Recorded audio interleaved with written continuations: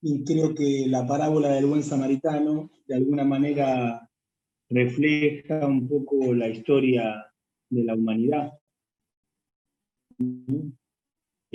Cuando uno va a los principios de la humanidad y ve la historia de Caín y Abel, esa historia de una hermandad amenazada, llena de sangre inocente, de la sangre de la propia carne, del hermano que sufre, del hermano que está al lado, se acerca el Dios de la vida y hace una pregunta que resuena en toda la historia de la humanidad y especialmente desde las tripas y el dolor de los más descartados, los más olvidados, los más sufrientes, los más crucificados.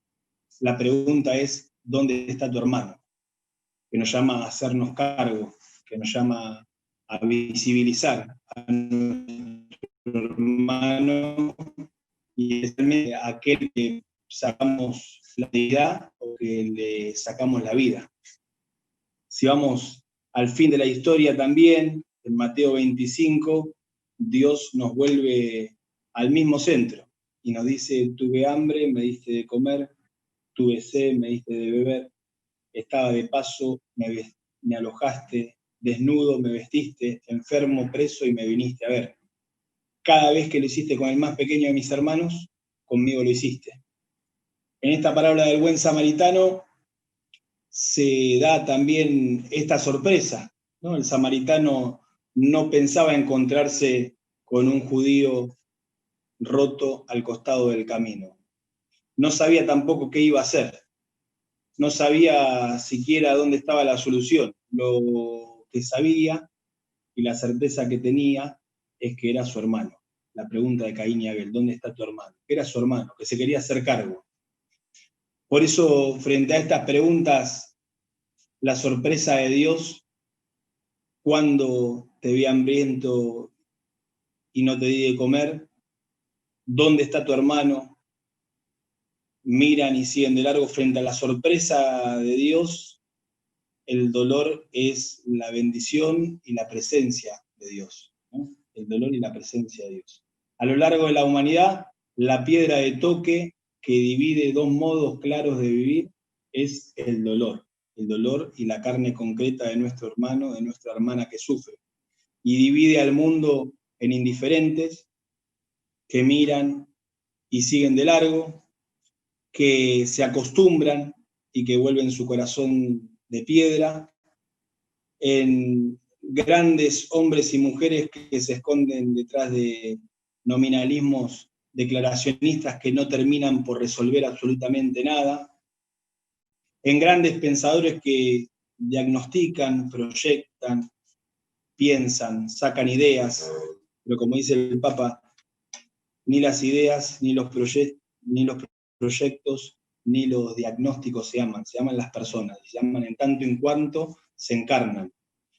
El buen samaritano nos invita a la compasión. Y la compasión, dice Francisco, no es una idea, la compasión no es lástima, la compasión no es un sentimiento, la compasión no es incluso una ideología, la compasión es un modo de tocar a aquel que la está pasando mal. La realidad supera la idea en la compasión. El amor es concreto y se vuelve una realidad efectiva. Nosotros estamos en un encuentro de jóvenes que están entrando en la política. Nosotros leíamos en la parábola del buen samaritano a funcionarios de la fe, sacerdote y levita que mira y sigue de largo, y un hombre de vocación humana y hermana, samaritano, que se conmueve. El desafío, me parece que en la política está en pasar de ser funcionarios y buscar la vocación. Salir de la función y buscar la fundación, que es la vocación por la cual nos metimos en la política, cuáles son las raíces, cuáles son las motivaciones por las cuales echamos a caminar en la política. Seguramente para transformar a fondo la realidad. Seguramente para trabajar y luchar por la justicia social. Seguramente nos metimos en la política por la felicidad de nuestro pueblo. Nos metimos en la política porque creemos que es una de las formas más altas y más grandes de amar. Y en la brújula de ese camino, el dolor del pueblo es la piedra de toque. La tentación es saber que en el último tiempo la economía se está comiendo la política, la billetera de alguna manera se está comiendo la política y compra ideales, valores, raíces, vocaciones. El Papa Francisco suelo decir en la pandemia, entre la pandemia, el virus más peligroso es la injusticia social. Nosotros creemos que frente a la tierra, el techo y trabajo como dones sagrados de nuestro pueblo, tenemos que llegar a consensos en donde la unidad supere el conflicto, en donde haya un pacto social en donde no se pegue debajo del cinturón y en donde se pueda dar esta transformación de fondo que nos invita en esta crisis. La crisis la podemos ver como una amenaza o como una oportunidad para transformar, para crecer y para hacer las transformaciones estructurales de fondo que tenemos que dar. Frente a la tentación de salvarse solo, Francisco nos habla, nadie se salva solo, frente a la tentación de un Estado céntrico que quiere resolver solo, que cree poder resolverlo todo, que baja con colonialismos y con soberbia, el Papa Francisco nos invita al binomio de Estado presente y comunidad organizada. Desde nuestros barrios vemos que cuando el pueblo se organiza, puede cuidar la vida. Cuando el pueblo no se organiza, los niños y las niñas de nuestro barrio encuentran calle, cárcel y cementerio. Y una comunidad organizada que trabaja, que reza, que se hace cargo, que se compadece, puede dar capilla, colegio, club. La piedra de toque por ahí para hacer un examen de conciencia, me parece, de todo político es, después de mi función, ¿qué quedó? ¿Qué dejé? Concreto. ¿Cuántas escuelas más? ¿Cuántos hospitales más? ¿Cuánto asfalto más? ¿Cuánta justicia social más? Quiero compartir un texto del Papa Francisco a los movimientos sociales en Bolivia, que le habla a todo aquel joven que se quiere meter en la política no por función, no porque quiera poder, plata, fama, sino porque tiene vocación de servir y vocación de amar en grande. Dice, es justo aclarar que quienes han optado por una vida de servicio tienen una obligación adicional que se suma a la honestidad con la que cualquier persona debe actuar en la vida. La vara es más alta. Hay que vivir la vocación de servir con un fuerte sentido de austeridad y humildad.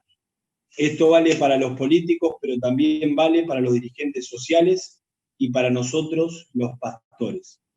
A cualquier persona que tenga demasiado apego por las cosas materiales o por el espejo. A quien le gusta el dinero, los banquetes, las mansiones, los trajes refinados, los autos de lujo, le aconsejaría que se fije qué está pasando en su corazón y rece para que Dios lo libere de estas ataduras. Pero parafraseando al expresidente latinoamericano, el que tenga aflicción por todas estas cosas, por favor, que no se meta en política, que no se meta en una organización social o en un movimiento popular, porque va a hacer mucho daño a sí mismo y al prójimo, y va a manchar la causa noble que enarbola. Frente a la tentación de la corrupción, no hay mejor antídoto que la austeridad, y practicar la austeridad es además predicar con el ejemplo. Les pido que no subestimen el valor del ejemplo, porque tiene más fuerza que 1000 palabras, que 1000 volantes, que 1000 links, que 1000 retweets, que 1000 videos de YouTube. El ejemplo de una vida austera al servicio del prójimo es la mejor forma de promover el bien común y el proyecto Puente de las 3T. Les pido a los dirigentes que no se cansen de practicar la austeridad y les pido a todos que exijan a la política esa austeridad, la cual, por otra parte, los hará muy felices. Acá llega.